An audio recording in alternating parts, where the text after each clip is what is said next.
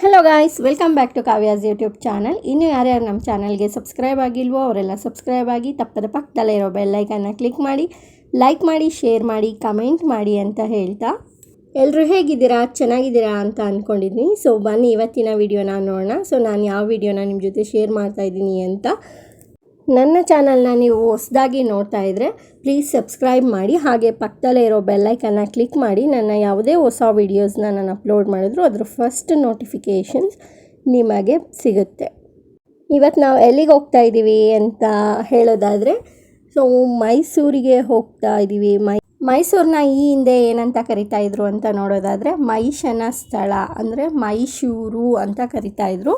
So ನಂತರದ ದಿನಗಳಲ್ಲಿ ಇದು ಬ್ರಿಟಿಷರು ಮೈಸೂರು ಅಂತ ಚೇಂಜ್ ಮಾಡಿದ್ರು. ಸೊ ಇವಾಗಿನ ಪ್ರಸ್ತುತವಾಗಿ ಇದನ್ನು ಏನಂತ ಗುರುತಿಸ್ತಾರೆ ಅಂದರೆ ಮೈಸೂರು ಅಂತ ಕರೀತಾರೆ. ಸೊ ಬನ್ನಿ ಹಾಗಾದರೆ ಮೈಸೂರಲ್ಲಿ ನಾವು ಯಾವ ಪ್ಲೇಸ್ನ ನೋಡೋಕ್ಕೆ ಹೋಗ್ತಾ ಇದ್ದೀವಿ ಅಂತ ತೋರಿಸ್ತೀನಿ. ನೀವು ಮಡಿಕೇರಿ, ಕೊಡಗು, ಹುಣಸೂರಿನಿಂದ ಬರುವುದಾದರೆ ನೀವು ಇಳಿಯಬೇಕಾದ ಸ್ಥಳ ಬಂದು ಆರ್ಗೇಟ್. ಇದು ಚಾಮರಾಜೇಂದ್ರ ಒಡೆಯರವರ ಸ್ಟ್ಯಾಚ್ಯೂ ಇಲ್ಲಿ ಇದೆ. ಸೊ ನೀವು ಇಲ್ಲಿ ಇಳಿದ್ರೆ ನೀವು ಎಕ್ಸಿಬಿಷನ್ ಮತ್ತು ಪ್ಯಾಲೇಸ್ ಎರಡನ್ನೂ ಸಹ ಕವರ್ ಮಾಡ್ಬೋದು. ಹಾಗೆ ನೀವು ಚಾಮುಂಡಿ ಬೆಟ್ಟಕ್ಕೆ ಹೋಗೋ ಆಗಿದ್ದರೆ ಇಲ್ಲಿ ಗ್ಲಾಸ್ ಹೌಸ್ ಹತ್ರ ಬಂದು ನೀವು ಬಸ್ ಹತ್ತಿದ್ರೆ ಡೈರೆಕ್ಟ್ ಚಾಮುಂಡಿ ಬೆಟ್ಟದ ಹತ್ರ ಬಸ್ ಹೋಗುತ್ತೆ. ಸೊ ನೀವು ಅಲ್ಲಿಂದ ಚಾಮುಂಡಿ ಬೆಟ್ಟಕ್ಕೆ ಹೋಗ್ಬೋದು. ಈ ಲೈಟಿಂಗ್ಸ್ ಬಂದು ನಾನು ದಸರಾ ಟೈಮಲ್ಲಿ ತೊಗೊಂಡಿದ್ದು. ಸೊ ತುಂಬಾ ಅದ್ಭುತವಾಗಿ ಲೈಟಿಂಗ್ಸ್ ಪ್ರದರ್ಶನ ಮಾಡ್ತಾರೆ. ಸೊ ಮೈಸೂರನ್ನ ನೋಡೋಕ್ಕೆ ಎರಡು ಕಣ್ಣು ಸಾಲದು. ದಸರಾ ಇನ್ನೇನು ಹತ್ರದಲ್ಲಿ ಬರ್ತಾ ಇದೆ. ಸೊ ನೆಕ್ಸ್ಟ್ ನಾನು ವಿಡಿಯೋ ಮಾಡಿ ತೋರಿಸ್ತೀನಿ. ನೋಡಿ ನಮ್ಮ ಅರಮನೆ ಹೇಗಿದೆ ಅಂತ ಹೇಳಿ. ಬಸ್ಸಲ್ಲಿ ಹೋಗ್ತಾ ಇದ್ದು ನಾನು ವಿಡಿಯೋ ಮಾಡಿದ್ದು. ಸೊ ಲೈಟಿಂಗ್ಸ್ ಎಲ್ಲ ಆಫ್ ಆಗಿತ್ತು, ಬಟ್ ನೈಟ್ ಲೈಟ್ ಯಾವಾಗಲೂ ಈ ರೀತಿ ಇರುತ್ತೆ. ನೋಡಿದ್ರಲ್ಲ, ನಮ್ಮ ಮೈಸೂರು ನಮ್ಮ ಹೆಮ್ಮೆ ಅಂತ ಹೇಳ್ತಾ ಇವತ್ತಿನ ವಿಡಿಯೋನ ಸ್ಟಾರ್ಟ್ ಮಾಡ್ತೀನಿ. ಸೊ ನೀವು ಆರ್ಗೇಟಲ್ಲಿ ಹೇಳಿದ್ರೆ ಐ ಲವ್ ಮೈಸೂರು ಅಂತ ಬರೆದಿರೋದನ್ನ ನೋಡ್ಬೋದು. ಹಾಗೆ ಇಲ್ಲಿ ನಾನೊಂದು ಪಿಕ್ಚರ್ನ ತೊಗೊಂಡೆ. ಸೊ ನನಗೆ ಇಷ್ಟ ಆಯಿತು. ಆ್ಯಕ್ಚುಲಿ ಇಲ್ಲೊಂದು ಫೋಟೋ ತೊಗೋಬೇಕು ಅಂತ ಹೇಳಿ ನೋಡಿ ಎಷ್ಟು ಚೆನ್ನಾಗಿ ಜಿಂಕೆನ ಅಲ್ಲಿ ನಿಲ್ಲಿಸಿದ್ದಾರೆ. ಸೊ ತುಂಬಾ ಚೆನ್ನಾಗಿ ಸ್ಟ್ಯಾಚ್ಯೂ ಇದೆ. ಮತ್ತು ನಾನು ಮತ್ತು ನನ್ನ ಅಮ್ಮ ಹೋಗಿದ್ವಿ ನಾವು ದೇವಸ್ಥಾನಕ್ಕೆ. ಸೊ ಹಾಗಾಗಿ ನಾನು ಒಂದು ಸಣ್ಣ ಪ್ರಯತ್ನ ನಿಮ್ಮ ಮುಂದೆ ದೇವಸ್ಥಾನದ ಪರಿಚಯ ಮಾಡೋಣ ಅಂತ ಹೇಳಿ ಹೊರಟಿದ್ದೀನಿ. ಸೊ ಹಾಗೆ ನೋಡ್ತಾ ಬನ್ನಿ ಎಷ್ಟು ಚೆನ್ನಾಗಿದೆ ನಮ್ಮ ಮೈಸೂರು ಅಂತ ಹೇಳಿ. ಇದು ಮೈಸೂರು ಚಾಮುಂಡಿ ಬೆಟ್ಟಕ್ಕೆ ಹೋಗುವ ದಾರಿ. ಏನು ಸೂಪರ್ ಆಗಿದೆ ಅಲ್ವಾ? ಬೆಟ್ಟದ ಮೇಲೆ ಇಷ್ಟು ಚೆನ್ನಾಗಿ ರೋಡು, ಎಷ್ಟು ಅದ್ಭುತವಾಗಿ ಸೂಪರ್ ಜರ್ನಿ ಮಾತ್ರ. ಮಾರ್ನಿಂಗ್ ಅಂತೂ ಫಾಗ್ ಟೈಮು ಸಖತ್ತಾಗಿರುತ್ತೆ. ಸೊ ನೀವು ಹೋಗ್ತಾ ಇರಿ, ತುಂಬಾ ಚೆನ್ನಾಗಿರುತ್ತೆ. ದೇಶ ವಿದೇಶಗಳಿಂದ, ಫಾರಿನ್ ಕಂಟ್ರೀಸ್ಗಳಿಂದ ಬಂದಿರೋದುಂಟು ನಮ್ಮ ಚಾಮುಂಡಿ ಬೆಟ್ಟಕ್ಕೆ. ಅದರದ್ದೇ ಆದ ಒಂದು ಅದ್ಭುತವಾದ ಹೆಸರು ಮತ್ತು ಅಲ್ಲಿ ಅದರದ್ದೇ ಆದ ಮಹಿಮೆ ಇದೆ. ಸೊ ಬನ್ನಿ ಹಾಗೆ ನೋಡ್ತಾ ಹೋಗೋಣ ಯಾವ ರೀತಿ ಇದೆ ರೋಡು ಅಂತ. ನೋಡಿ, ಆ ಕಡೆ ಈ ಕಡೆ ಎಲ್ಲ ಬೆಟ್ಟ, ಗುಡ್ಡ, ಕಾಡು ತುಂಬ ಚೆನ್ನಾಗಿದೆ. ಅಲ್ಲಿಂದ ನಾವು ಮೈಸೂರನ್ನ ವ್ಯೂ ಮಾಡ್ಬೋದು. ತುಂಬಾ ಚೆನ್ನಾಗಿರುತ್ತೆ. ನಮ್ಮ ಚಾಮುಂಡೇಶ್ವರಿ ದೇವಸ್ಥಾನದ ಬಗ್ಗೆ ಸ್ವಲ್ಪ ಮಾಹಿತಿನ ನಾನು ನಿಮ್ಮ ಜೊತೆ ಹಂಚ್ಕೋತಾ ಇದ್ದೀನಿ. ಸೊ ನಿಮಗೂ ಗೊತ್ತಿದ್ದಲ್ಲಿ ಲೈಕ್ ಮಾಡಿ, ಗೊತ್ತಿಲ್ಲದೇ ಇದ್ದಲ್ಲಿ ತಿಳ್ಕೊಳ್ಳಿ ಅಂತ ಹೇಳ್ತಾ ಈ ವಿಡಿಯೋನ ಎಂಡ್ ಮಾಡಿದೆ. ಸೊ ಎಲ್ಲೂ ಸ್ಕಿಪ್ ಮಾಡಿದೆ, ಕೊನೆ ಗಂಟ ನೋಡಿ ಅಂತ ಕೇಳ್ತಾ ವಿಡಿಯೋನ ಸ್ಟಾರ್ಟ್ ಮಾಡೋಣ. ಸೊ ನೋಡಿ, ಫಾಗ್ ಸ್ಟಾರ್ಟ್ ಆಯಿತು. ಎಷ್ಟು ಚೆನ್ನಾಗಿದೆ ಇದೆ ಅಂದರೆ ಇದು ಮಾರ್ನಿಂಗ್ ವ್ಯೂಸು. ನೀವು ನೋಡ್ಬೋದು, ನಾನು ಮಾರ್ನಿಂಗಲ್ಲಿ ಇದು ತೆಗ್ದಿರೋದು.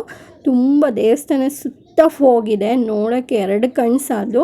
ಆ್ಯಕ್ಚುಲಿ ನೀವೇನಾದರೂ ದೇವಸ್ಥಾನಕ್ಕೆ ಹೋಗಬೇಕು ಅಂದರೆ ಮಾರ್ನಿಂಗ್ ಟೈಮ್ ಹೋಗಿ, ತುಂಬ ರಶ್ ಇರಲ್ಲ ಮತ್ತು ಬೇಗ ನಮಗೆ ದೇವ್ರ ದರ್ಶನ ಆಗುತ್ತೆ. ಸೊ ಮಹಿಷಾಸುರನ ನಾವು ನೋಡ್ತಾ ಮುಂದೆ ಸಾಗೋಣ. ಮಹಿಷಾಸುರನ ಪ್ರತಿಮೆ ಯಾಕೆ ಇಲ್ಲಿದೆ ಅಂತ ಹೇಳೋದಾದರೆ, ದುರ್ಗಾದೇವಿಯು ರಾಕ್ಷಸ ರಾಜ ಮಹಿಷಾಸುರನನ್ನು ಅವನ ಆಳ್ವಿಕೆಯಲ್ಲಿದ್ದಾಗ ಈ ಬೆಟ್ಟದ ತುದಿಯಲ್ಲಿ ಕೊಂದಳು ಎಂದು ನಂಬಲಾಗಿದೆ. ಈ ಸ್ಥಳವನ್ನು ನಂತರ ಮೈಸೂರು ಅಥವಾ ಮಹಿಷನ ಸ್ಥಳ ಎಂದು ಕರೆಯಲಾಯಿತು. ಇದು ಬ್ರಿಟಿಷರು ಇದನ್ನು ಮೈಸೂರಿಂದ ಬದಲಾಯಿಸಿದರು ಮತ್ತು ನಂತರ ಮೈಸೂರಾಗಿ ಕನ್ನಡೀಕರಣ ಮಾಡಿದರು. ನೋಡಿ ಇವಾಗ ಚಾಮುಂಡಿ ಬೆಟ್ಟ ಯಾವ ರೀತಿ ಇದೆ ಅಂತ ಹೇಳಿ. ಭಾರತದ ಕರ್ನಾಟಕ ರಾಜ್ಯದ ಅರಮನೆ ನಗರಿ ಮೈಸೂರಿನಿಂದ 13 ಕಿಲೋಮೀಟರ್ ದೂರದಲ್ಲಿದೆ ನಮ್ಮ ಚಾಮುಂಡಿ ಬೆಟ್ಟ. ಮೈಸೂರಿನ ಮಹಾರಾಜರಿಂದ ಶತಮಾನಗಳಿಂದಲೂ ಗೌರವಾನ್ವಿತ ದೇವತೆಯಾಗಿದೆ. ಚಾಮುಂಡೇಶ್ವರಿ ದೇವಿಯನ್ನು ಕರ್ನಾಟಕದ ಜನರು ನಾಡದೇವಿ ಎಂದು ಕರೆಯುತ್ತಾರೆ. ಇದು ಸಮುದ್ರ ಮಟ್ಟದಿಂದ ಸುಮಾರು 3300 ಅಡಿ ಎತ್ತರದಲ್ಲಿದೆ. ಬನ್ನಿ ಇವಾಗ ದೇವ್ರ ದರ್ಶನ ಮಾಡೋಣ. ಸೊ ನೋಡಿ ಎಷ್ಟು ಜನ ಇದ್ದಾರೆ ಅಂತ ಹೇಳಿದ್ರೆ, ಸೊ ನಾವಂತೂ ಇಲ್ಲಿ ಏನೂ ತೊಗೊಳಕ್ಕಾಗಲ್ಲ, ಅಷ್ಟು ಕಾಸ್ಟ್ಲಿ ಅಂದರೆ ಕಾಸ್ಟ್ಲಿ. ಮುಟ್ಟಿದ್ದೆಲ್ಲ 100 ರೂಪಾಯಿ ಮೇಲೆ ಇದೆ, ಯಾವುದು ಸಹ 50 ಈ ರೀತಿ ಇಲ್ಲವೇ ಇಲ್ಲ. ಮಕ್ಕಳು ಆಟ ಸಾಮಾನಂತೂ ಮುಟ್ಟಿದ್ರೆ 500 800. ನಾನೊಂದು ಡಾಲ್ ಕೇಳಿದೆ, ಸೊ 800 ರೂಪಾಯಿ ಮೇಡಮ್ ಅಂದರು. ಅಲ್ಲೇ ಇಟ್ಬಿಟ್ಟು ಸುಮ್ಮನೆ ಮುಂದೆ ಹೋದೆ, ಯಾಕಂದರೆ ನನ್ನ ಹತ್ರ ಆಲ್ರೆಡಿ ಇದೆ ಅದು 500 ರುಪೀಸು, ಬಟ್ ಅವರು 800 1000 ಈ ರೀತಿ ಹೇಳ್ತಾಯಿದ್ರು. ಸೊ ಹಾಗಾಗಿ ನಾನು ಏನು ತೊಗೊಳಕ್ಕೆ ಹೋಗಲಿಲ್ಲ. ಮತ್ತು ಮನೆಗೆ ಡೆಕೋರೇಷನ್ಗೆ ಮಾಮೂಲಿ ಒಂದು ಸ್ವಲ್ಪ ತೋರಿಸ್ತೀನಿ ನಾನು ನಿಮಗೆ. ಸಣ್ಣ ಪುಟ್ಟದ್ದು ಆನೆಗಳದ್ದು ಬರುತ್ತಲ್ಲ, ಆ ರೀತಿ ನೋಡಿದ್ವಿ ತೋರಣ ಥರ. ಅದು 350 ಹೇಳಿದ್ರು. ಸೊ ತುಂಬ ಕಾಸ್ಟ್ಲಿ ಅನ್ನಿಸ್ತು. ಸೊ ಬೇಡ ಅಂತ ಹೇಳಿ ಸುಮ್ಮನೆ ಹೊರಟ್ವಿ ಮುಂದೆ. ಆಮೇಲೆ ಹ್ಯಾಪಿ ಮ್ಯಾನ್ ತೊಗೊಳ್ಳೋಣ ಅಂತ ಕೇಳಿದರೆ 750 ಮೇಡಮ್ ಅಂತ ಹೇಳಿದ್ರು. ಅದು ಸ್ಮಾಲ್ ಸೈಜು.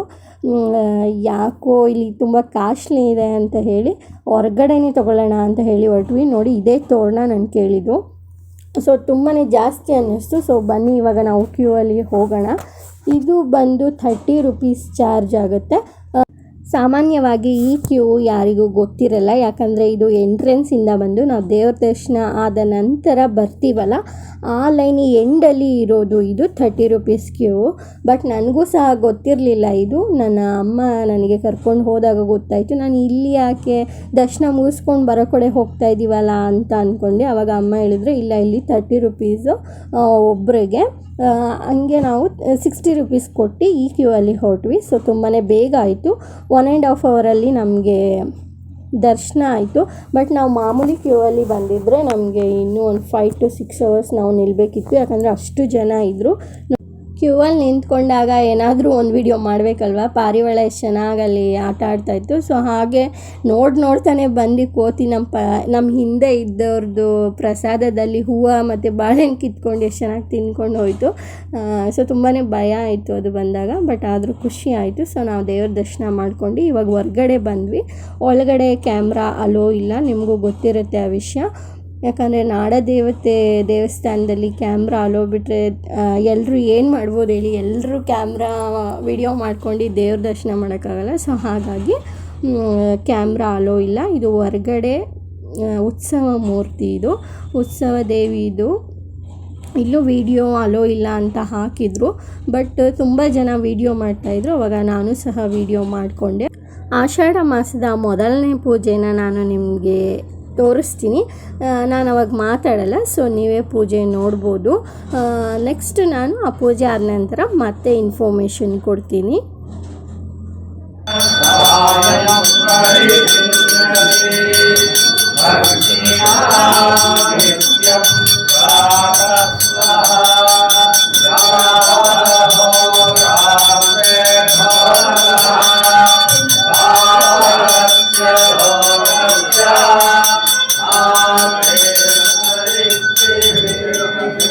ನೋಡಿದ್ರಲ್ಲ ಪೂಜೆ ಯಾವ ರೀತಿ ಆಯಿತು ಅಂತ ಹೇಳಿ.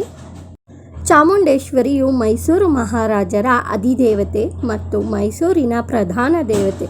ಹಲವಾರು ಶತಮಾನಗಳಿಂದ ಅವರು ಚಾಮುಂಡೇಶ್ವರಿ ದೇವಿಯನ್ನು ಬಹಳ ಗೌರವದಿಂದ ಇಟ್ಟುಕೊಂಡಿದ್ದಾರೆ.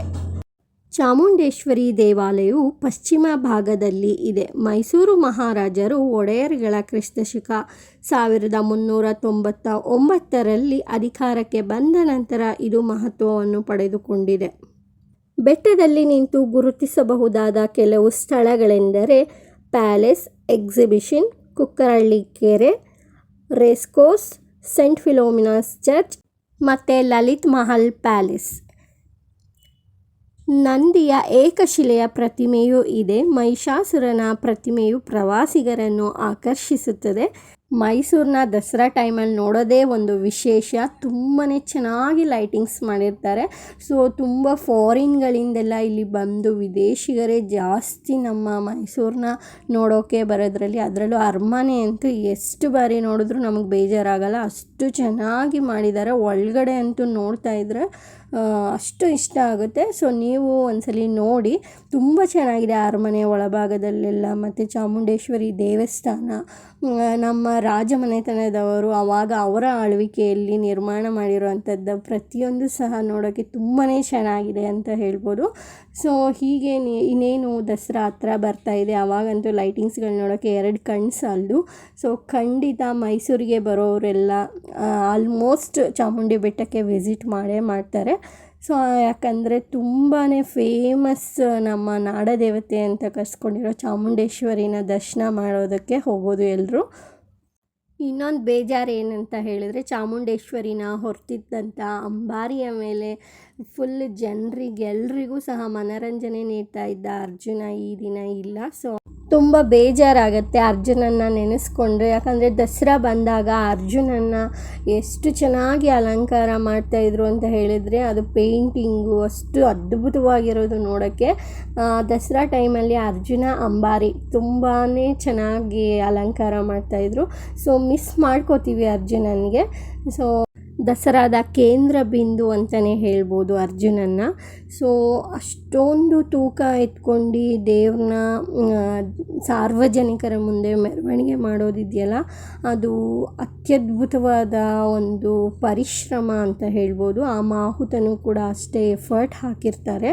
ಪಾಪ ಆ ಮಾಹುತನಿಗೆ ಎಷ್ಟು ನೋವಿದೆಯೋ ಆ ನೋವನ್ನು ಭರಿಸೋ ಶಕ್ತಿ ಆ ದೇವರು ಆ ಮಾಹುತನಿಗೆ ಕರುಣಿಸಲಿ ಅಂತ ಹೇಳ್ತಾ ಅರ್ಜುನನ್ನು ನೆನೆಸ್ಕೊಳ್ತಾ ಈ ವಿಡಿಯೋನ ಮುಗಿಸ್ತಾ ಇದ್ದೀನಿ. ಸೊ ಚಾಮುಂಡೇಶ್ವರಿ ಅಂದರೆ ಅರ್ಜುನನ್ನು ನೆನಪು ಮಾಡ್ಕೊಳ್ಳೋ ವಿಷಯನೇ ಇದ್ದೇ ಇರುತ್ತೆ.